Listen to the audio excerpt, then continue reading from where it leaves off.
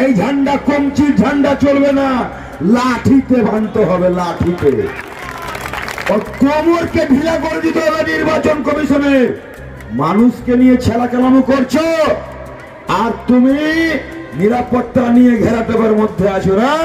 তুমি আকাশে আছো, পাতাল থেকে ছেঁচড়ে বের করবো, পাতাল থেকে বের করবো। আর আইন কার জন্য? মানুষের জন্যই। তুমি নিজেই জানো না কখন কি বলছো।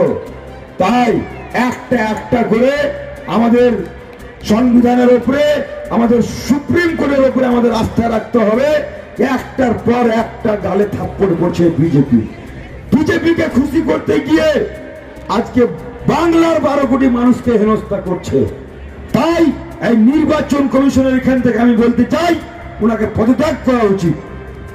ভাঁড় হয়ে গেছে, গাদ্দার হয়ে গেছে, দেখবেন অযোগ্য লোক। তাই সামনে দিনে আপনারা প্রস্তুত থাকুন, নিজে বাঁচার জন্য এবং আগামী প্রজন্মকে বাঁচাবার জন্য।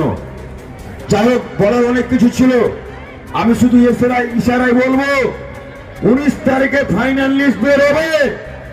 তখন কিন্তু যদি সব ঠিকঠাক হয়, আর নচেত দেখবেন চারদিকে আগুনে আগুন জ্বলছে, কিচ্ছু করার নেই, কিচ্ছু করার নেই।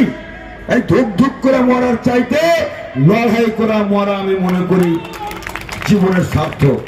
তাই আসুন, আমাদের বাংলার সম্প্রীতি, ঐক্য, সৌহার্দ্য, ভালোবাসাকে টিকিয়ে রাখার জন্য মমতা ব্যানার্জির হাতকে শক্ত করতে হবে এবং ফারাক্কার উন্নয়নকে ত্বরান্বিত করার জন্য, মজবুত করার জন্য আমাদের মধ্যে যেন কোনো রকমের ভেদাভেদ না থাকে। আমাদের মধ্যে যেরকম